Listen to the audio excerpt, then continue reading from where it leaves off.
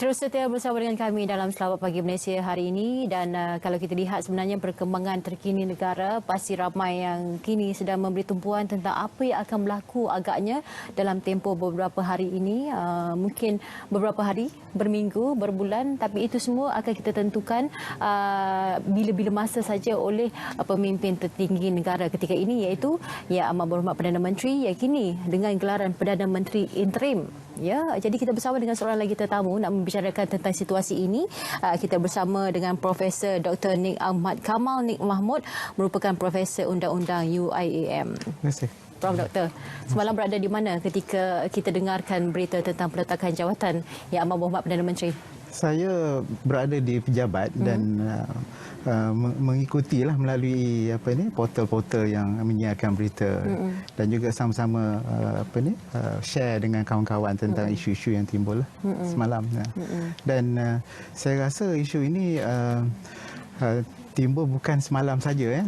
Saya rasa minggu lepas start dari malam Jumaat ataupun malam Sabtu dan sehingga ke tengah malam sehinggalah esok paginya Sabtu dan Ahad adalah puncaknya, dan semalam adalah satu peristiwa yang memang tidak disangka-sangka, dan saya rasa ia menyebabkan ramai rakan-rakan saya dan juga rakyat Malaysia saya keseluruhannya tertanya-tanya apakah akan berlaku seterusnya.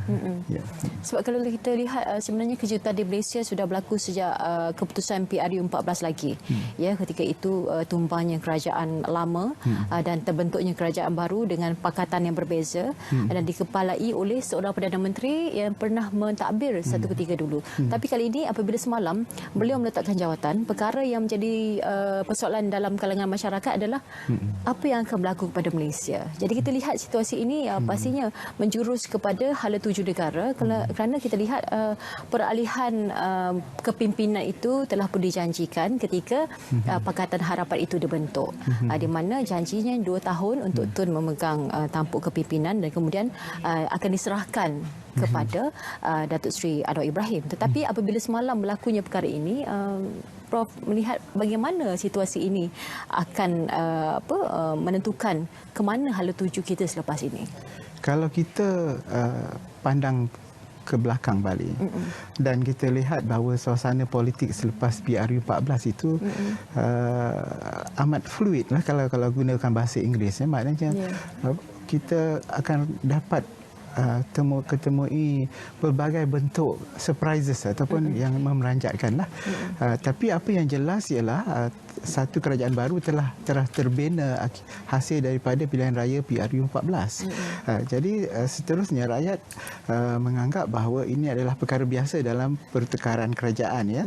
Walaupun kerajaan yang lama itu mengambil masa lebih daripada 60 tahun menerajui negara, barulah berlaku pertukaran kerajaan. Namun apa yang rakyat mahukan ialah kestabilan dari semua aspek, politik, ekonomi, pembangunan dan sebagainya. Maknanya dalam suasana yang aman dan damai, negara terus maju menuju 2020. 2020 ialah tahun ini, ya. Namun 2020 telah menyaksikan satu episod yang mungkin rakyat Malaysia tidak sangka, dan apa yang perlu sekarang ini ialah kita perlu menyelesaikan masalah ini. Ahli-ahli politik yang terlibat perlu menyelesaikannya, kerana kalau ia tidak selesai dengan baik dalam tempoh yang lama, mungkin ia akan membawa kesan yang tidak baik kepada negara secara keseluruhannya, kepada keyakinan para pelabur untuk datang ke Malaysia, dan mungkin dalam masa jangka panjang juga ia akan menunjukkan bahawa tidak wujud kestabilan politik, ekonomi dan sebagainya di negara ini. Itu sebab itulah dalam konteks ini semua mahukan penyelesaian, dan penyelesaian ini boleh dicapai dengan syarat ahli politik yang terlibat, parti-parti politik yang terlibat menjalankan usaha yang gigih untuk mendapat penyelesaian yang baik untuk semua, ya. Bukan baik untuk parti politik, tapi baik untuk rakyat secara keseluruhan dan negara secara amnya. Ya. Cuma apabila kita melihat situasi beberapa hari kebelakangan ini, sebab pada mesyuarat Majlis Presiden Pakatan Harapan pada hari Jumaat. Di situ telah tercapainya konsensus bahawa semuanya bersetuju Tun akan mentadbir sehingga berakhirnya APEC. Ya, pada bulan November nanti. Betul. Tetapi dalam pada itu juga cakap-cakap belakang di sebalik itu ada di antara mereka yang sebenarnya sudah mendesak Tun untuk menyerahkan tampuk kepimpinan itu dengan segera dan menetapkan tarikhnya. Jadi mungkin desakan itu yang menyebabkan situasi ini berlaku semalam dengan peletakan jawatan Tun sebagai Perdana Menteri. Apa yang diharapkan oleh rakyat pada selepas mesyuarat hari Jumaat malam Sabtu itu ialah penyelesaian kepada cakap-cakap dan demand yang diutarakan oleh pelbagai pihak, parti dan sebagainya. Juga orang ramai juga menyatakan bahawa perlu ada pemindahan kuasa dan sebagainya. Dan selepas mesyuarat tersebut seharusnya benda itu selesai. Kalau itu selesai kerana ada satu persetujuan dicapai bahawa APEC ialah jangka masa yang akan ditentukan. Selepas itu akan ditentukan oleh Tun Mahathir itu sendiri. Namun ia tidak menghasilkan satu closure pada isu itu. Sebaliknya ia menimbulkan isu yang banyak. Selepas itu hari Sabtu, kita tahu hari Sabtu dan hari Ahad itu parti politik menjalankan ataupun mengadakan mesyuarat-mesyuarat berbagai tempat di Lembah Kelang untuk berbincang tentang isu-isu tersebut dan timbul isu tentang pertukaran kerajaan pula masa itu. Dan ini saya rasa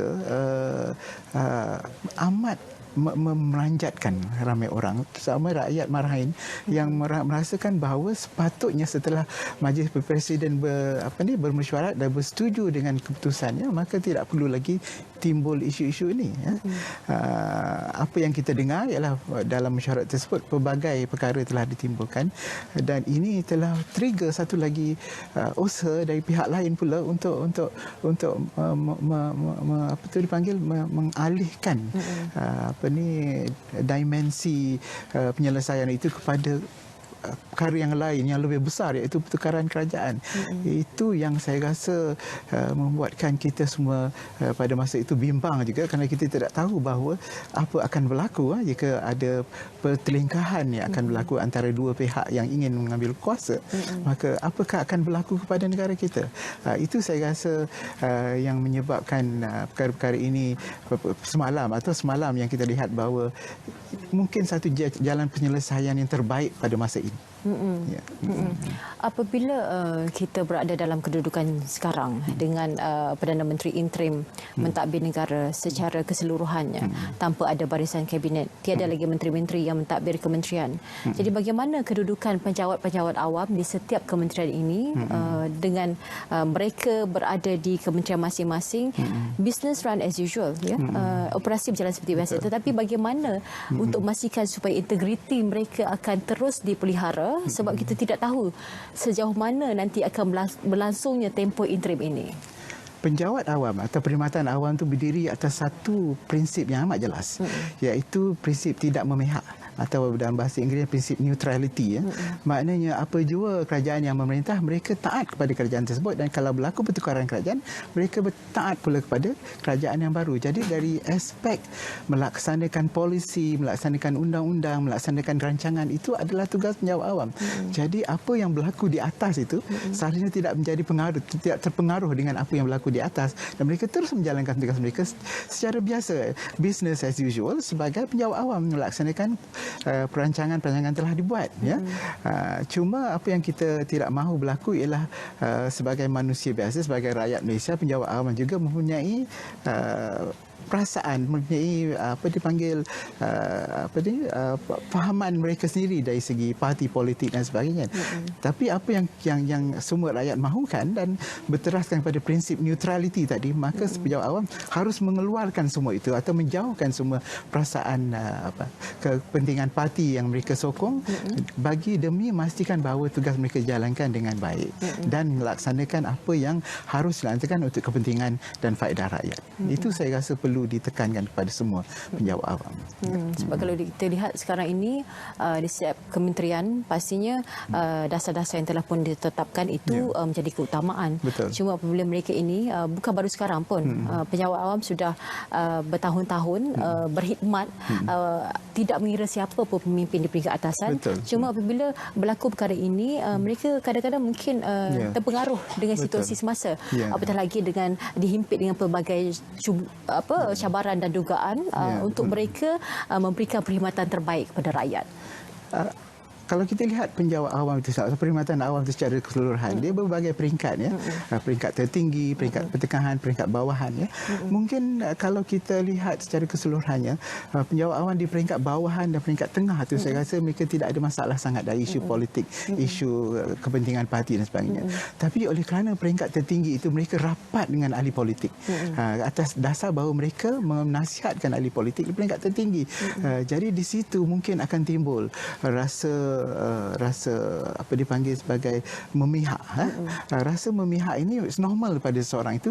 Cuma penjawat awam yang dalam keadaan begitu harus mengawal diri mereka supaya memastikan mereka tidak terpengaruh dengan keputusan-keputusan politik. Apa yang diputuskan atas dasar kepentingan rakyat dan kepentingan negara secara keseluruhan dan tidak teraskan kepentingan politik. Itu saya rasa yang perlu ditekankan sekali lagi. Dengan kedudukan sekarang, sebab Perdana Menteri kini berkhidmat secara silo, secara fizikalnya begitu, kerana tidak ada barisan kabinetnya. Tapi bagaimana dari segi dasar, sebab kita lihat kini dasar kita bukan untuk negara saja, dasar luar kita. Dari sudut ekonominya, sosioekonomi itu bagaimana perjalanannya nanti apabila ketidakpastian ini berlaku untuk tempoh yang panjang. Sebab kalau untuk kita harapkan biar berlalu dengan segera episod ini. Tetapi realitinya mungkin banyak perkara yang perlu diperhalusi oleh Perdana Menteri sendiri supaya disusun atur geraknya dengan lebih baik. Jadi bagaimana sepanjang tempoh itu sementara adanya Perdana Menteri baru kalau ada dan barisan kabinet baru dibentuk nanti. Senario yang kita ada sekarang ni ialah senario yang belum pernah kita rasai sebelum ini, ya. Satu kerajaan interim, iaitu Perdana Menteri sementara. Dan kalau kita lihat negara-negara lain pun pernah berlaku begini. Yang terbaru saya rasa tahun lepas, Belgium, kerajaan sementaranya ada sehingga 500 lebih hari. Maknanya belum dapat selesaikan isu pelantikan Perdana Menteri, ya. Kita mungkin tidak akan sampai ke tahap macam Belgium, tapi yang jelasnya kerajaan interim itu ada Perdana Menteri yang interim. Dah dilantik pun semalam, ya. Jadi isunya apakah kuasa Perdana Menteri ketika sekarang ini? Kalau kita rujuk pada punca kuasa yang dijalankan oleh Yang di-Pertuan Agong, Baginda menjalankan kuasa di bawah perkara 43 Perlembagaan Persekutuan yang beri kuasa kepada Yang di-Pertuan Agong untuk melantik seorang Perdana Menteri yang pada hemahnya mempunyai kepercayaan majoriti di Parlimen. Itu adalah asasnya, ya. Tapi apa yang berlaku ialah isu kepercayaan majoriti itu bukan menjadi isu yang penting pada saya lah, pendapat saya. Namun itu penting kerana itulah kuasa Yang di-Pertuan Agong. Jadi apabila Perdana Menteri dilantik mengikut perkara 43, Perdana Menteri interim atau tidak mempunyai kuasa untuk menjalankan hak-hak ataupun kuasa tanggungjawabnya sebagai Perdana Menteri mengikut lunas-lunas perlembagaan, termasuklah melantik barisan kabinet, termasuklah menjalankan keputusan-keputusan yang perlu dijalankan. Cuma kita tidak berada dalam keadaan di mana apa dipanggil sebagai keadaan di mana kita tidak bajet untuk 2020 belum diluluskan, telah diluluskan 2019. Jadi maknanya bajet itu boleh dilaksanakan sebab telah diluluskan oleh Parlimen. Jadi dari segi keuangannya boleh dijalankan dengan mudah, ya, sebab telah diluluskan.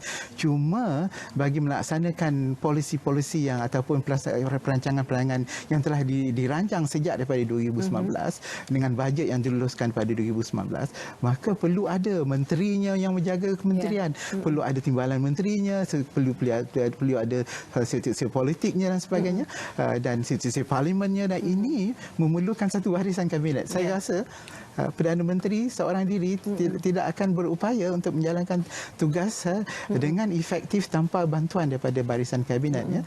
Walaupun kita tahu bahawa kerajaan interim itu akan wujud, iaitu di mana penjawat awam akan bersama-sama dengan Perdana Menteri untuk membantu beliau melaksanakan tugasnya, tapi still perlu ada satu barisan kabinet kerana kementerian, banyak kementerian dan negara kita ialah telah lama mempunyai kementerian yang banyak dan memerlukan keputusan-keputusan pihak menteri.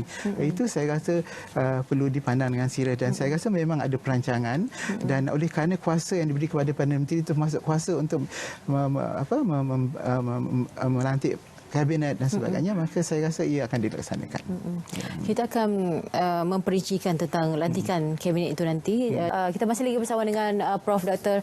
Nik Ahmad Kamal. Prof, tadi rakan tugas saya kata kini ke mana saja Tun pergi akan diekori, dan kita sebenarnya melihat ke mana Tun pergi itu adalah bayangan apa yang akan Tun lakukan.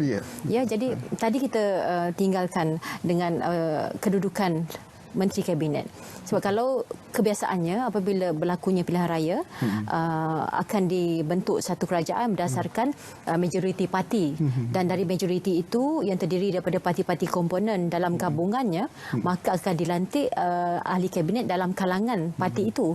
Tapi dengan kedudukan sekarang sebab majoriti parti kita sudah tidak pasti lagi parti mana yang mendominasi secara majoriti. Bagaimana agaknya kedudukan Menteri Kabinet kita nanti, adakah terdiri daripada mana-mana parti sahaja ataupun berdasarkan kedudukan gabungan majoriti kalau ada, jika dibentuk? Saya rasa pandangan saya pun saya rasa sebaik pandangan orang lain jugalah.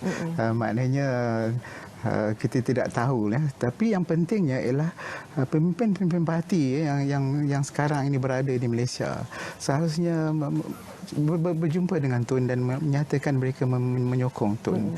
Bukan atas dasar bahawa maknanya perlu dari aspek bahawa kita mahukan kestabilan. Itu saya rasa penting.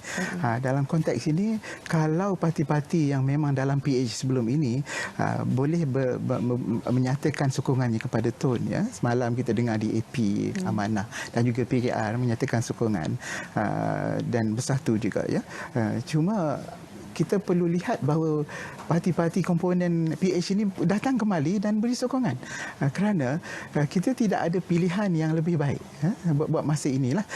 Kalaulah pilihan raya akan dilaksanakan nanti itu perkara lainlah. Namun demi memastikan bahawa perancangan dapat dijalankan dengan baik, maka perlu ada closure di situ. Maknanya Tun jelas siapa yang boleh dilantik dan dia yakin bahawa apa yang dilantik itu akan membawa kejayaan kepada negara pada masa ini. Itu saya rasa penting dan di sini Tun akan memilih pada mereka yang pada pandangan Tun adalah sesuai dan berkaliber dan juga kompeten dalam menjalankan tugas-tugas mereka. Tapi syarat yang utama ialah mendapat sokongan dari parti mereka sendiri dan sokongan pada parti yang memerintah. Itu perlu penting kerana kita tidak mahu di mana setelah selesai lantikan kabinet tiba-tiba wujud undi tidak percaya pula ini akan menimbulkan masalah juga kita tahu bahawa parlimen akan kembali bersidang bulan depan saya rasa atau bulan 5. Namun apa yang jelas ialah lantikan kabinet itu perlu mengikut landas-landas perlembagaan. Ini beri kuasa kepada Tun dalam soal ini atas dasar bahawa Tun adalah Perdana Menteri. Walaupun digelar interim tapi beliau adalah Perdana Menteri dan boleh menjalankan kuasa-kuasa. Kalau kita baca laporan akhbar semalam dan hari ini Peguam Negara telah menyatakan bahawa Tun boleh menjalankan kuasa sebagai seorang Perdana Menteri. Dan ini termasuklah melantik barisan kabinet.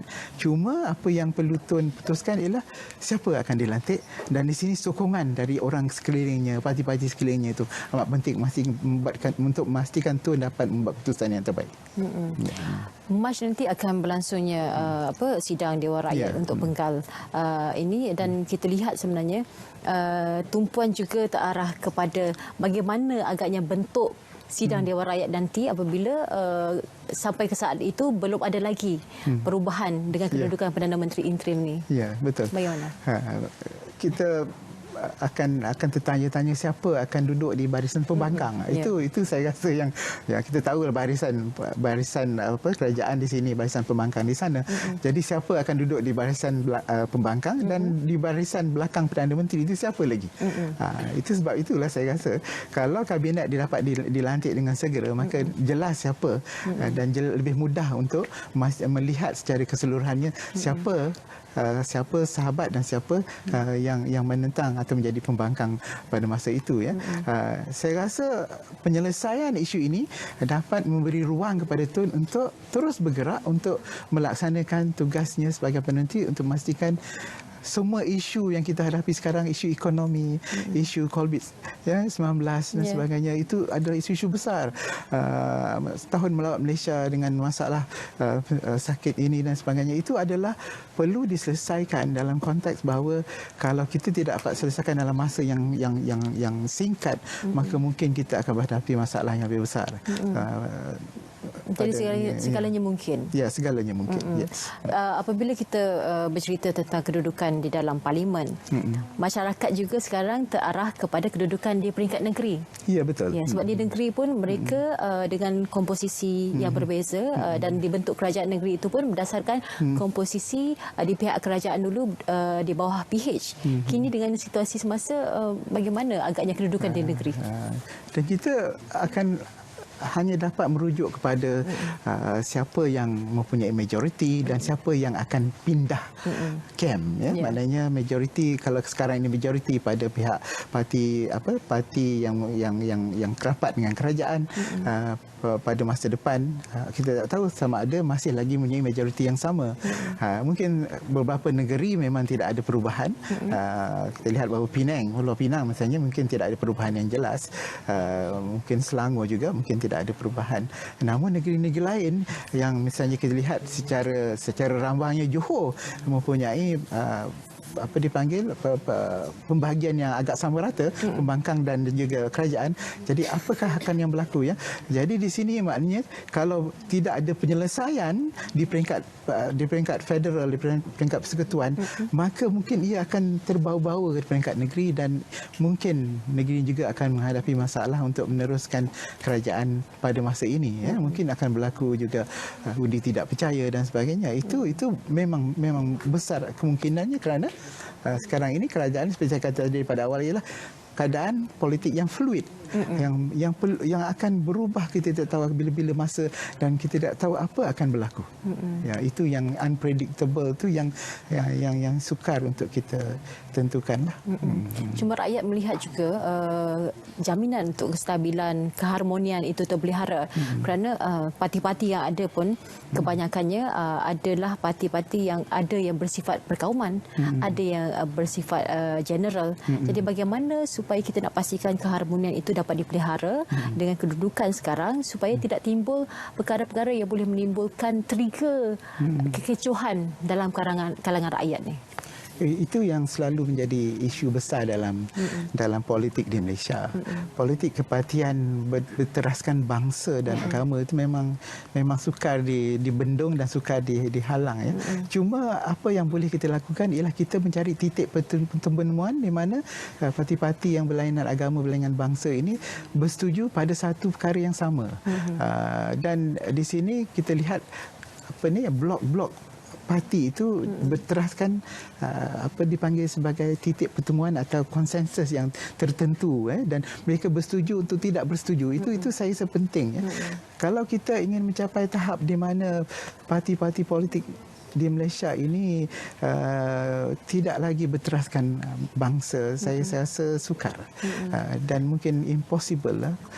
Tapi ini tidak makna kita tidak boleh terus bergerak ya. Kita perlu bergerak kerana atas dasar, walaupun kita berlainan parti politik atas dasar bangsa, tapi kita boleh bergerak sebagai rakyat Malaysia untuk memastikan kemajuan dan kepentingan rakyat secara keseluruhan ya. Makna konsensusnya ialah kita bersetuju atau tidak bersetuju dalam beberapa aspek, tapi kita bersetuju bahawa kita mahukan kemajuan dan kestabilan dalam semua aspek dalam negara kita, politik, ekonomi ya. Kita mahu kurangkan pengangguran, kita mahukan majukan negara kita menjadi sebuah negara maju. Jadi itu saya rasa perlu menjadi terasnya dan perlu jadi kepentingannya, perlu diutamakan, dijadikan prioriti dan elakkan terus bergelumang dalam politik bangsa yang sempit ya. Itu saya rasa pandangan saya, dan mungkin ramai lagi di luar sana mempunyai pandangan yang sama. Ada juga cakap-cakap yang mengatakan bahawa peletakan jawatan Tun sebagai Perdana Menteri semalam adalah kerana desakan dan juga ketidaksefahaman dalam kalangan parti DPH itu sendiri. Ya, Bersatu tertubuhnya dahulu dianggap sebagai parti yang bakal menyamai kedudukan UMNO, ya, memperjuangkan hak orang Melayu, orang Islam, dan DAP seperti mana yang kita tahu lebih terarah kepada masyarakat Cina. Jadi parti-parti ini dilihat sebagai satu gabungan yang mantap dulu ketika PH mula dibentuk. Tetapi kini adakah perkara ini yang menyebabkan Tun sudah tidak mahu lagi mendengar desakan-desakan ini dan mengambil keputusan untuk meletak jawatan, dan berlakulah situasi ini yang meletakkan kita berada dalam kedudukan kerajaan interim? Hanya Tun saja yang boleh jawab soalan tersebut. Ya. Tapi saya rasa faktor-faktornya memang jelaslah. Mesyuarat malam Sabtu tersebut, Majlis Presiden mungkin satu turning point pada Tun. Dan gerakan-gerakan selepas itu, Sabtu dan Ahad itu, saya rasa menjadikan Tun ataupun Tun merasakan cara terbaik ialah meletakkan jawatan dan membubarkan kabinet. Dan seterusnya mungkin juga membubarkan parlimen. Mungkin Tun juga berfikiran begitu, ya. Cuma apa yang kita lihat bahawa kita kena juga lihat pada wisdom Duli Yang Mulia Sultan Seri Paduka Baginda Tuan Agong, kerana baginda juga punya wisdomnya dan pandangannya tentang apakah yang terbaik untuk negara. Sebab itulah saya rasa baginda mahukan Tun memegang jawatan sebagai Perdana Menteri interim. Walaupun interim, tapi kita ada leader ataupun ketua yang dapat membimbing kita ke jalan yang terbaik untuk negara. Itu saya rasa apa yang dipanggil sebagai keputusan yang amat besar untuk Tun, atas dasar bahawa cara yang terbaik untuk menyelesaikan kemulut ini adalah dengan meletak jawatan dan membubarkan kabinet. Cuma apabila pada Ahad lepas, apabila beberapa parti membuat mesyuarat di peringkat masing-masing, ya, PH tidak ada kepastian apabila PKR pun terbelah dua dengan kem yang berbeza.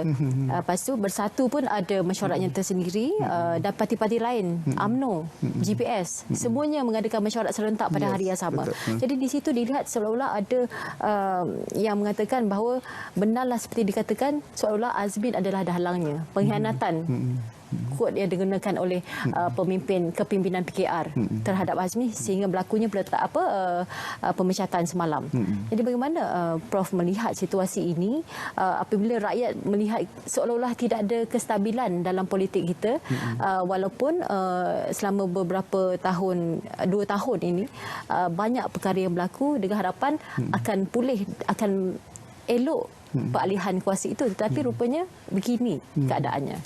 Saya rasa krisis dalam sebuah parti politik itu biasa, ya. Ada 2 blok atau 3 blok yang mempunyai pendukung-pendukungnya sendiri. Jadi isu siapa salah siapa tidak salah itu saya rasa kita perlu ketepikan, sebab apa kita perlu lihat ke depan, ya. Tapi yang jelasnya ialah kemelut dalam parti-parti politik dalam PH itu sendiri merupakan satu lesson to be learned, pengajaran yang perlu dijadikan panduan untuk masa depan, ya. Kerana mungkin itu membawa kebaikan juga kepada kerajaan baru, sebab apabila berlaku pecahan dalam parti itu, maka kumpulan itu yang dikatakan sebagai pengacau telah tidak ada lagi dalam kumpulan yang besar. Jadi lebih mudah untuk menerajui kumpulan yang lebih besar ini kerana tidak ada pengganggunya, ya. Itu mungkin satu cara atau satu hikmah lah mungkin kita kata. Namun yang penting ialah sekarang ini ialah memastikan bahawa parti politik yang lain juga dapat sama-sama, walaupun mereka mungkin mempunyai pendapat mereka sendiri, untuk sama-sama dengan Tun untuk terus meneraju kerajaan dengan memberi sokongan dan tidak cuba untuk present undi tidak percaya di parlimen nanti. Itu saya rasa yang jalan terbaik, ya. Kerana kalau kita memikirkan kepentingan kita sendiri, maka kita tidak akan dapat ke mana-mana, ya. Kita tahu bahawa apa yang penting sekarang ini, krisis yang kita ada ini bukan hanya krisis politik ya, tapi kita juga menghadapi krisis ekonomi. Kita juga menghadapi krisis masalah penyakit COVID-19 ini. Dan kita juga mengalami kekangan ekonomi yang tidak berkembang. Saham semalam ya, turun berapa peratus ya. Dan itu adalah petanda-petanda, walaupun dia petanda yang singkat, tapi dalam jangka panjang itu perlu ditangani dengan baik ya. Dan oleh itu saya rasa yang penting sekarang ini memastikan bahawa Tun dapat membawa kita keluar dari kemelut ini, kemelut politik ini, dan kita bersedia untuk menghadapi kemelut lain, ekonomi dan sebagainya. Ya. Mungkin pesanan daripada Prof. Doktor lah kepada rakyat khususnya. Sebab rakyat sekarang mereka kadang-kadang mendapat maklumat yang tidak benar. Jadi apabila maklumat itu tidak tepat, secara tidak langsung mereka juga menjadi keyboard warrior, menyebarkan perkara yang tidak betul. Jadi itu mungkin akan menimbulkan kekecewaan yang menyebabkan berlaku perbalahan dalam kalangan rakyat di bawah ini. Jadi bagaimana, apa yang perlu kita sebagai rakyat lakukan supaya kita tidak memberatkan lagi masalah ini? Social media ini dia fenomena yang amat besar ya. Dia ada kebaikan dan ada keburukan ya. Kebaikannya apabila rakyat dapat mengetahui tentang apa yang berlaku dalam negara dengan sekelip mata. Tetapi keburukannya, apa yang rakyat terima itu dari segi informasinya mungkin tidak benar. Jadi apabila ia tidak benar dan ia sensasi, maka lebih mudah disebarkan. Jadi sebab itulah dalam keadaan ini, dalam keadaan di mana kita berada dalam suasana di mana kita belum dapat kerajaan yang betul-betul jelas, maka elakkanlah daripada menyebarkan berita-berita yang tidak benar atau tidak pasti benarnya. Maknanya kalau dapat berita perlu pastikan sama ada itu benar atau tidak, atau elakkan langsung menyebarkannya, dan untuk konsumsi sendiri saja saya cukuplah. Dari aspek social media ini tidak kiralah ada negara dalam suasana krisis ke atau tidak, ia akan tetap menjadi satu bahaya dan satu ancaman kepada negara secara keseluruhannya. Apapun, terima kasih Prof kerana bersama dengan kami hari ini. Saya rasa perbincangan ini tidak terhenti di sini, akan ada banyak lagi siri-siri perbincangan yang akan menjurus kepada situasi semasa dengan keadaan politik ketika ini. Apapun, terima kasih kerana bersama dengan kami hari ini.